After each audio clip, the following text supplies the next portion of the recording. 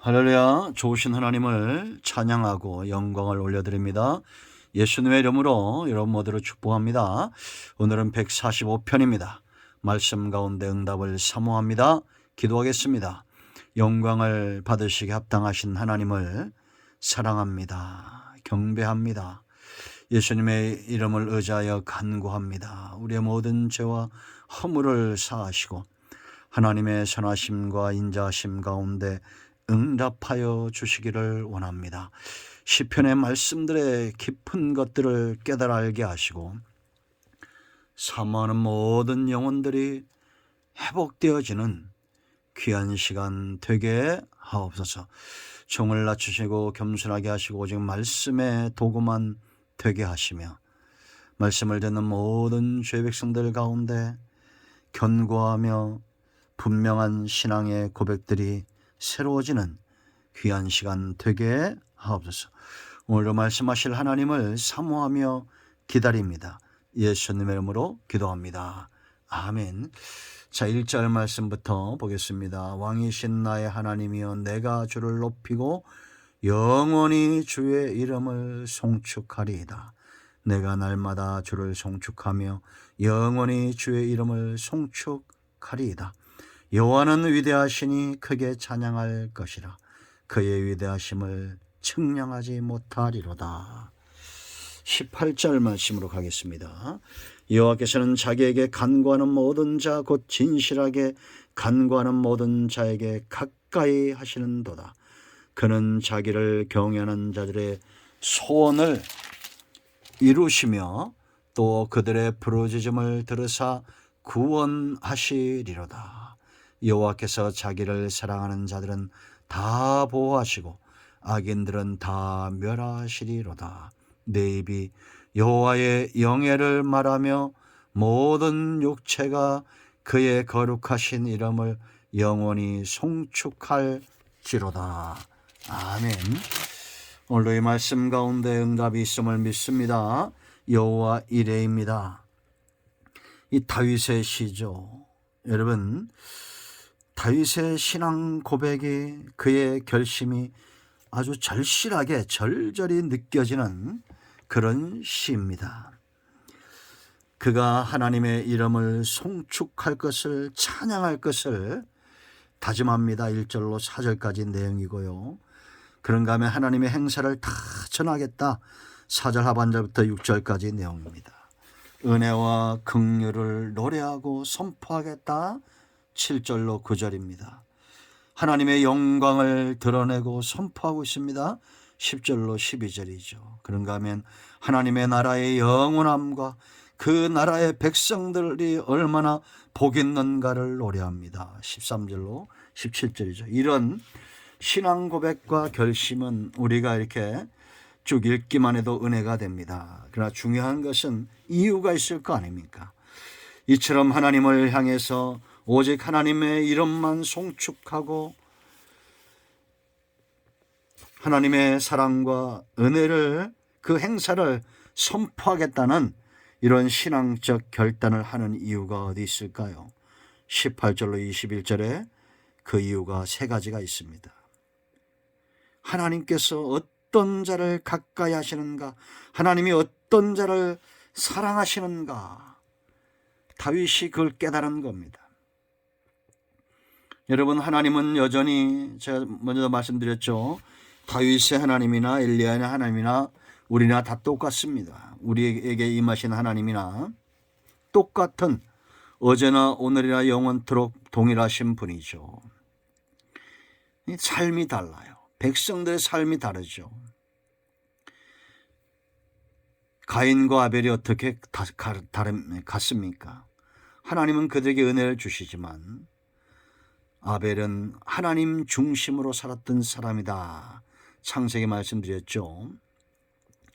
땅의 소산을 위해서 먹고 마시는 것 중심으로 자기를 위하여 농사를 지었던 가인과 당시에는 육식을 할 수 없었잖아요. 아벨의 시대. 그런데 하나님께 예배하기 위해서 자신의 육신의 삶을 기꺼이 포기하고 영적인 삶을 살았던 아벨은 다르죠. 다윗은 아벨 계열에 가까운 사람입니다. 그 라인의 사람이에요. 오늘날 저와 여러분도 마찬가지입니다. 우리는 어디에 소망을 두고 있습니까? 하늘인가 땅인가 라는 거죠. 하나님은 어떤 사람을 가까이 하신다고 말합니까? 이렇게 하나님만 송축하겠다라고 말하는 이 다윗. 8절 보세요.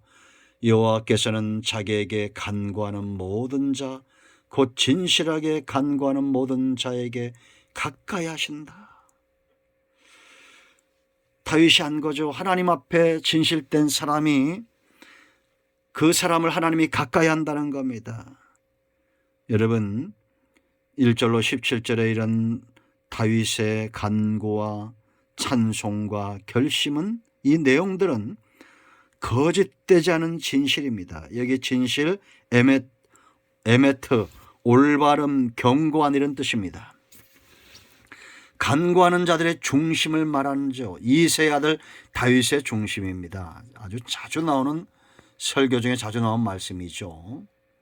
하나님께서 이새의 아들 다윗을 만나니 그 마음이 합했다라고 말합니다. 하나님 앞에서 올바름을 견고히 한 사람, 코람데오의 삶을 살았던 요셉과 다윗 같은 사람들, 하나님이 그들을 벗으로 가까이 하시는 겁니다. 아브라함이나 모세나 같은 사람들이죠. 두 번째는 19절 보세요. 그는 자기를 경외하는 자들의 소원을 들으신다. 또 그들의 부르심을 들으사 구원하신다. 경외한다는 겁니다. 우리가 이 단어를 모르지 않죠. 여러분, 이런 하나님을 경외하는 사람들은 스스로 문제를 해결하려고, 소원을 이루려고 대적들과 싸우거나 다투지 않습니다. 오히려 하나님 앞에서 해결하고, 문제가 일어날 때 내가 하나님을 얼마나 경외하는지 그 신앙을 살피는 자들입니다. 이런 우리가 살다 보면 문제들이 일어날 수 있어요. 그럴 때 자기 신앙을 되살펴보고 경외하는 신앙으로 돌아오는 것이 문제 해결의 가장 빠른 길임을 알아야 됩니다. 하나님이 지금 우리를 사람과 문제를 통해서 매를 대고 있는데 여전히 나는 하나님을 멀리하고 있다. 그것은 다윗의 삶이 아니었습니다. 여기 경외는 야레 이런 뜻입니다. 두려워하다. 단순히 어떤 단순한 두려움이 아닌 존경심을 배경으로 한 경의를 말하는 거예요. 하나님과의 정당한 윤리관에서 복종하는 상태를 말하는 겁니다. 하나님의 임재를 늘 의식하고 사는 사람들의 행동이에요.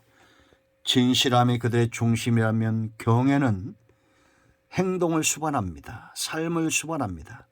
하나님을 향해서 거룩한 손을 드는 예배자, 사람들 앞에서 그 신앙심을 고백하는, 하나님 믿음을 시인하는 그런 신앙입니다. 세 번째 20절 보세요. 하나님은 어떤 사람을 가까이 하십니까?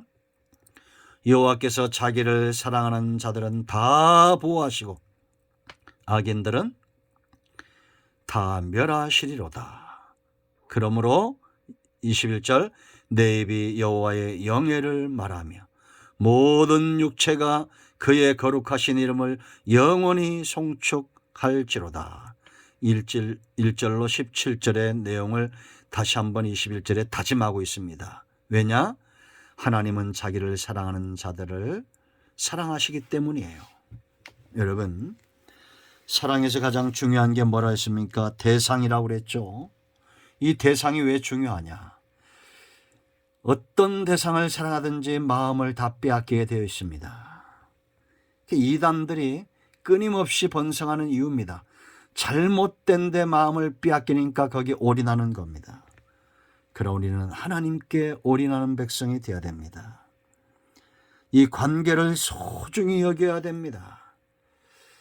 여러분, 사랑이라는 것은 체험되지 않고는 오래가지 못합니다.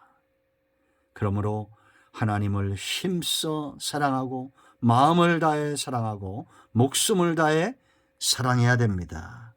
하나님은 그런 자를 외면하지 않습니다. 이런 다윗의 신앙과 고백이 어떻게 왔는지, 결단이 어떻게 되었는지, 하나님은 어제나 오늘이나 영원토록 동일하신 분이지만 하나님 앞에 진실된 자, 하나님을 경외하는 자, 하나님을 사랑하는 자, 이런 사람들을 찾아보기 힘든 시대가 곧 마지막 때가 되는 것입니다.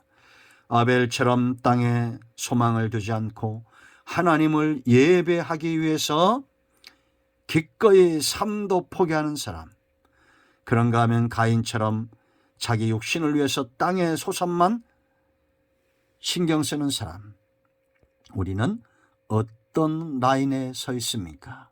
우리 모두가 하나님의 가까이 하는 복된 인생 되기를 축원드립니다. 기도합니다.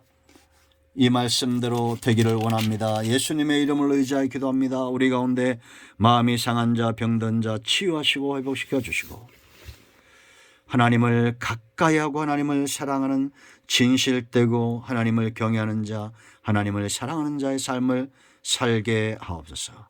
예수님의 이름으로 사모하며 축복하며 취하며 기도합니다. 아멘. 할렐루야. 우리 주 예수 그리스도의 이름으로 모든 문제는 해결되며 병든 자는 치유되며 막힌 것들은 열려질 것입니다. 아멘. 할렐루야.